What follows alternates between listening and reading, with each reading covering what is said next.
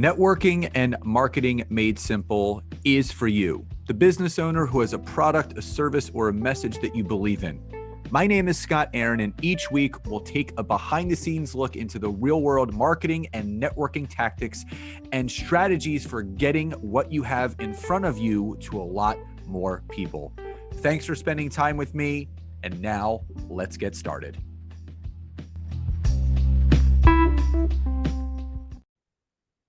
Hey everybody, welcome back to another episode of Networking and Marketing Made Simple. Super excited for today's episode for a number of reasons. Number one, we got a great interview lined up. But number two, we're talking about something that is near and dear to my heart, which is lead generation and generating leads. And who I have for you today, obviously, is really focused around the B2C lead gen area of business, but also white labeling. And we're going to get into what that actually means, because I know there's probably a fair number of people that are listening today that are not familiar with white labeling, what it is, how could it benefit your business. So with that being said, Jared Berryman, welcome to today's episode. Thank you. I appreciate it. So Jared, for the audience that is not familiar with you or what you do, why don't you share a little bit with the audience about your company Hivelead, but also the bigger question that people love having answered is with the journey that you've been on with everything that you're doing, what do you feel was that catalytic moment for you that has set you on the path that you're now currently on? Very good. Awesome. Good questions. So my company is called Hivelead. I'm the founder of Hivelead, and we're a small marketing agency. My team is less than 10 people. So our main focus are to use Google mediums, ad buying to generate leads for businesses or to generate business.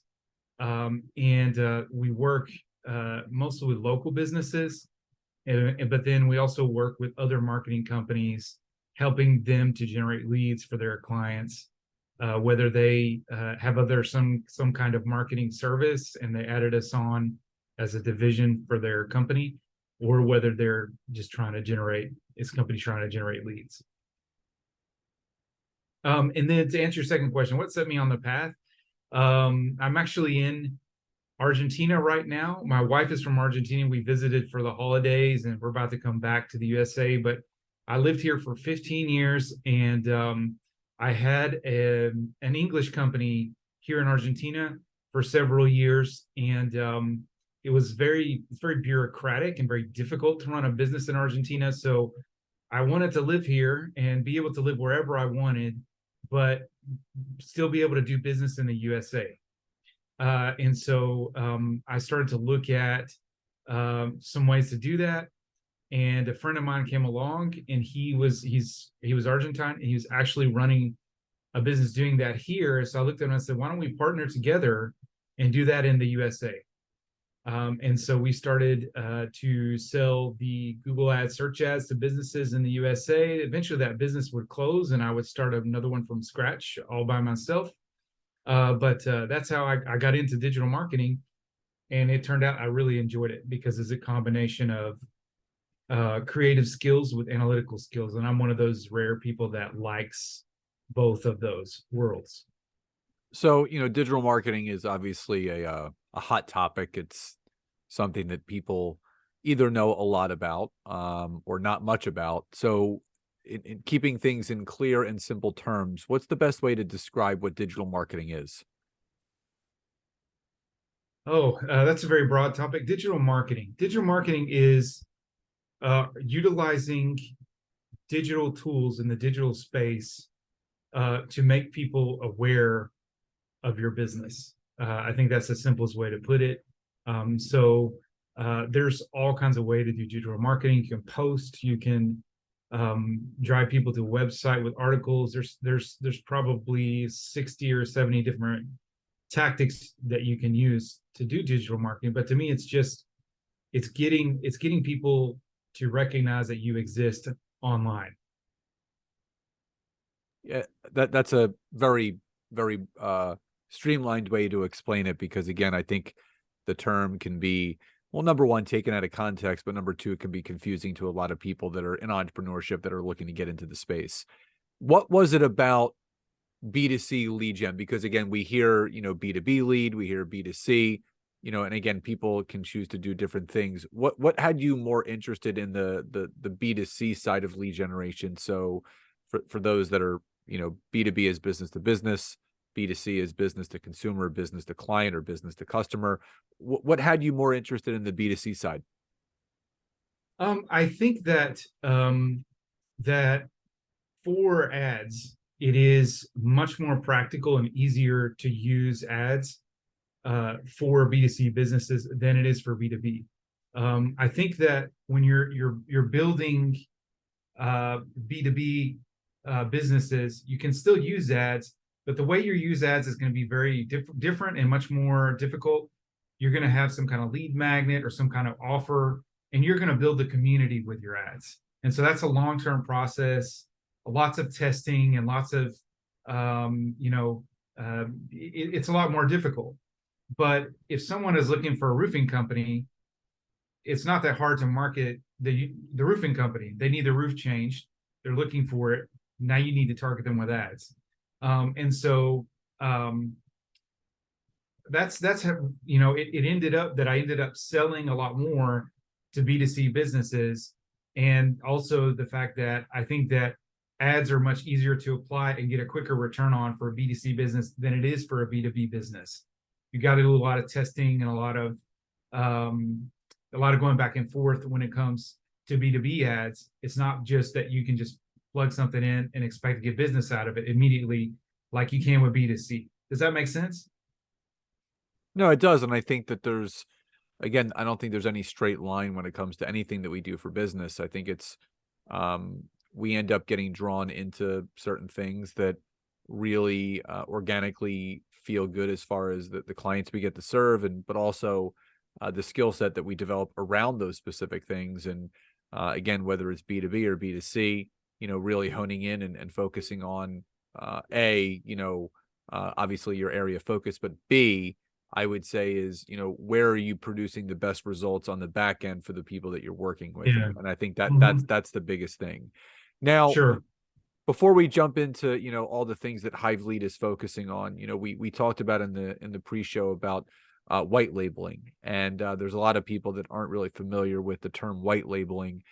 What's the simplest way you can explain what that term is, but also for an entrepreneur or business owner that is looking to maybe white label an aspect of their business? What's an example you can give of how that's done?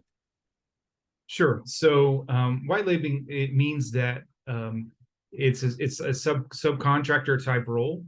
So let's say it's another marketing business, and they focus on search engine optimization, and they don't really want to do anything else.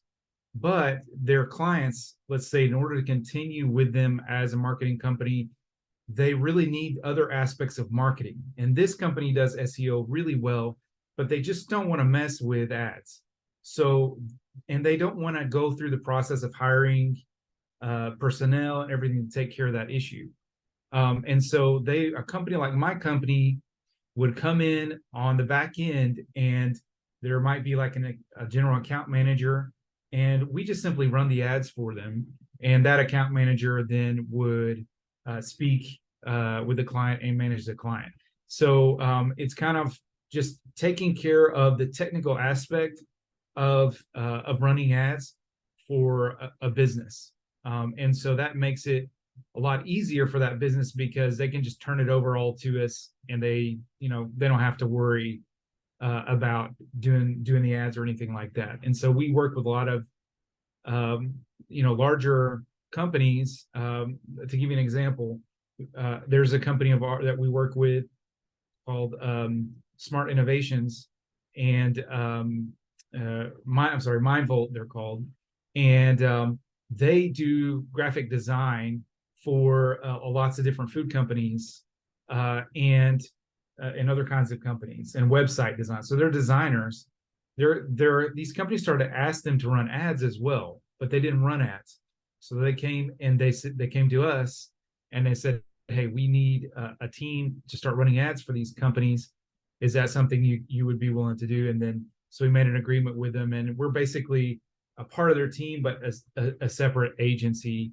And that's very, very common in the marketing world. Now, again, there's so many different things that we can do in regards to business. Um, you know, ads are obviously an aspect of things that people can do to, generate more leads and more business. And, there's people that try to do it themselves and they end up spending a lot of money. And what do you think? And again, whether it's Google ads, whether it's Facebook or Instagram ads or whatever it is, it can sometimes be the wild, wild west out there where everyone is trying to figure the whole thing out.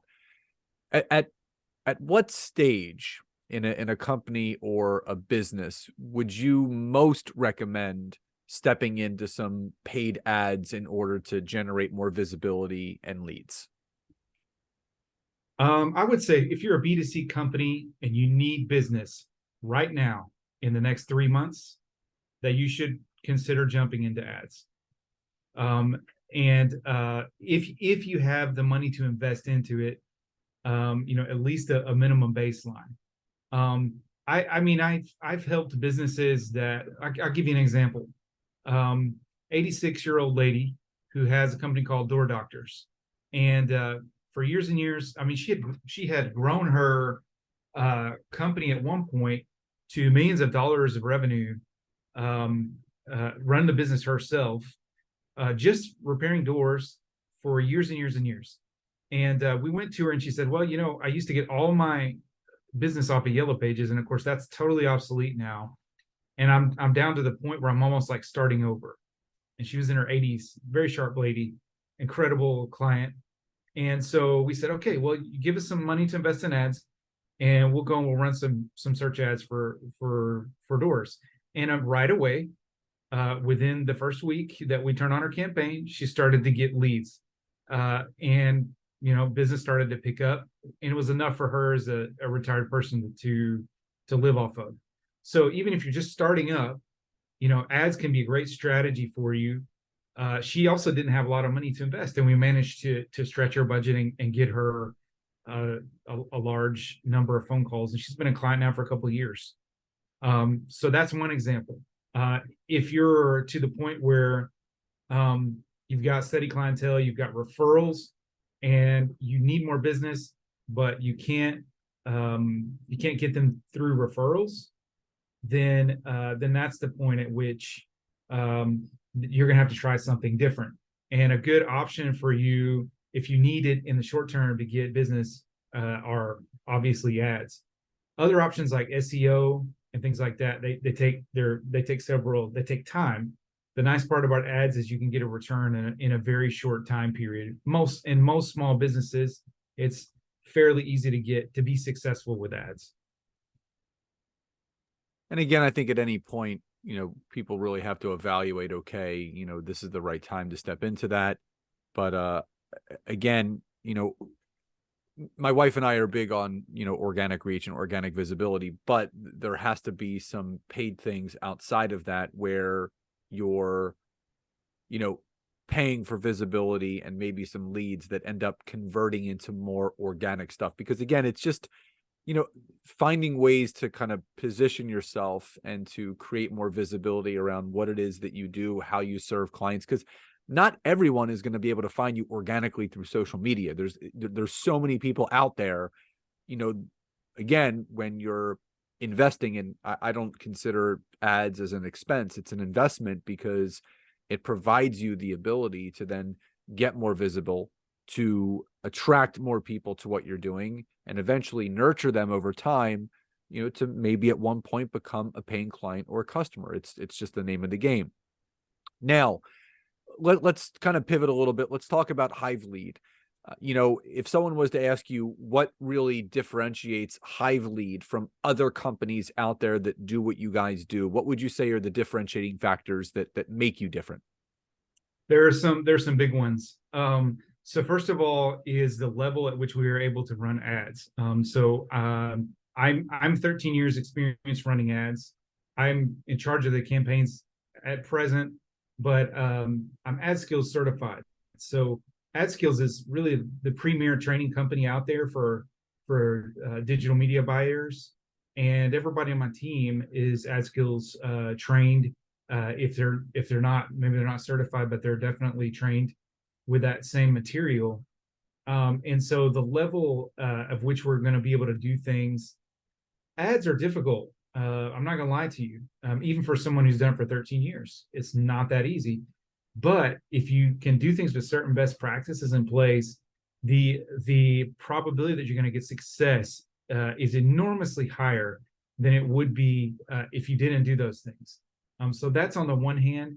The other way that we differentiate ourselves are in some of the product offerings or the mediums that we run ad in. So we run the Google ads, we do search ads, we do display ads, but really big one, and this is one that a lot of people don't know about, and it works really great for any niche. Really, you can use it, and those are YouTube ads. I think for me, the YouTube ads are my favorite medium. A lot of people talk about Facebook ads, and Facebook ads can be effective. But a few months ago, the Apple came out with an update to the iOS, to their operating system, and it suppresses the Facebook pixel. Facebook bans your accounts. There's all sorts of issues with running Facebook ads that you can come across. YouTube ads are not a lot of companies are running them. It's not as competitive, and the costs for it are much lower. So just so you have an idea, if we do an in-stream ad, what's nice about the YouTube ads are a few things. Number one is the targeting. So you can target people based on almost anything. So if they Googled for something, you can still target them. If they're in the market for something, so Google has all these different kinds of affinity and in-market audiences. Anything that you can imagine of ways of targeting exist on the platform. Number two, a lot of people are like, oh, well, whenever I see a YouTube ad, I just click on skip. Well, I'm happy when that happens, if somebody clicks on skip. I don't want them to watch it because I don't pay anything until after that person watches past 30 seconds. So this is enormously generous by Google. And so the people that are not interested in your service are not going to watch that video. And the people that are actually going to watch the video, cost per views are very, very inexpensive for most niches. Most niches is going to be like 7 cents, 10 cents, 13 cents, very inexpensive, depending on the kind of video that you made. And then cost per click, we get anywhere from $1 to $3. And if you're doing the search ads with Google, those are so expensive. Some niches have clicks for as high as $50, some $100 in different places across the country. So, this is like the path of least resistance. Like you can get clicks targeting the very people that you're trying to target, and getting clicks for $1 to $3, and then watch an entire video for a minute to a minute and a half about your service or part of a video before they ever made a click. And people love video. So, I mean, it's just a wonderful medium for so many companies they don't know about. And I'd say that specializing in that has given us kind of a secret weapon, so to speak, especially because most local businesses don't know that. Imagine you can have a commercial, but it's only going to target the people that are interested in your service, and you only pay for it if they watch the whole thing. I mean, come on. I mean, that's just, that's awesome. And so I would say those two things are the biggest things that separate us from the pack. That's awesome. Now, if someone was to say, who's the ideal client, customer, company for you that would benefit most from what you do, if they're listening to this podcast, who is that person? Yeah, those are companies that are local. They need people. They want people to contact them. So so small to medium. It could be a large business as well, depending upon what it is. So like it could be a roofing company, for example. Done that. It could be just any sort of local service and you need to get more business coming in, more people calling you. It could be like any local home service, for example.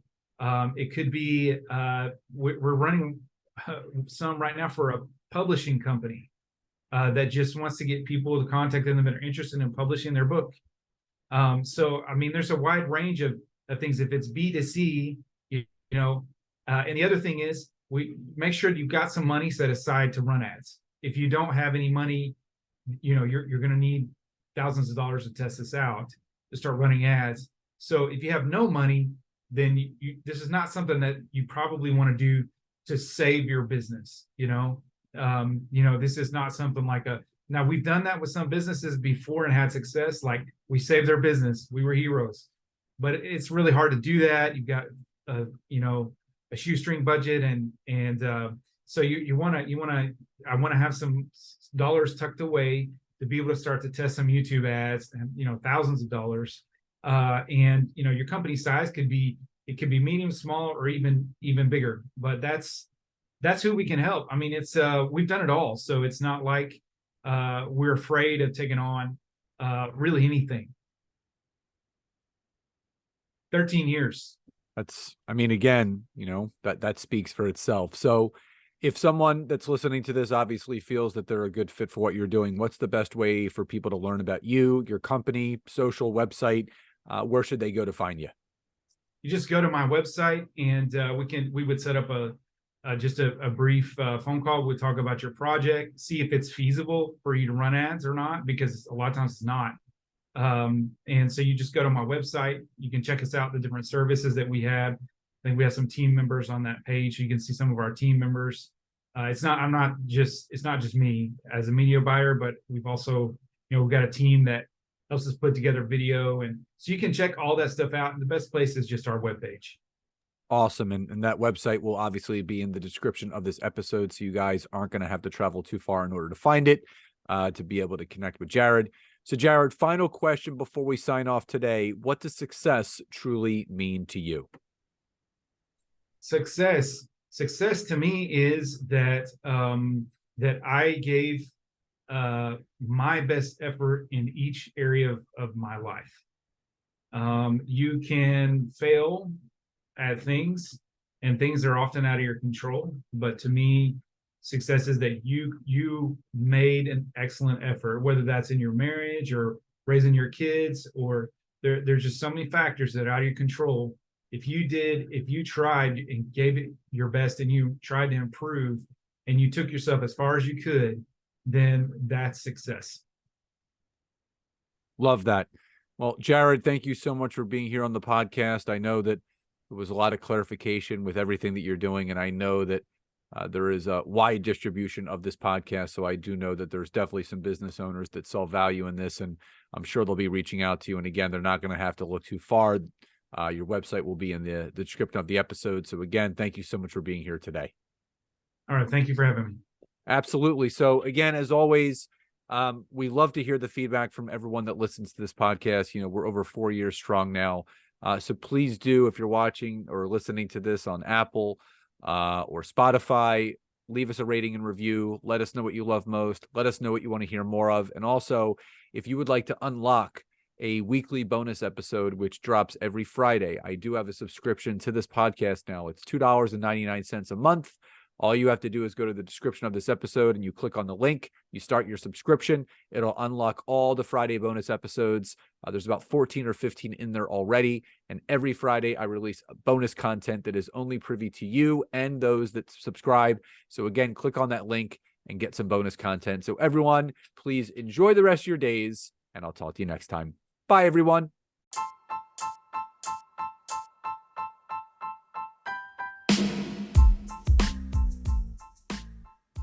Thank you so much again for checking out today's episode. And if you are listening through iTunes, Spotify, wherever you are, please leave me a rating and review. Let me know what you loved, what you would like to see improved, or ideas you have for future episodes. And if you are interested in taking your business to the next level, don't hesitate to go to my website, www.scottaaron.net, where you can schedule a free discovery call with me, where I can learn more about you, your business, what you're struggling with, and how we can work together. And don't forget to check out my wife, Nancy, and mine, our free community on Facebook called LinkedIn Leads for Life. We would love to see you in there. Have a great rest of your day.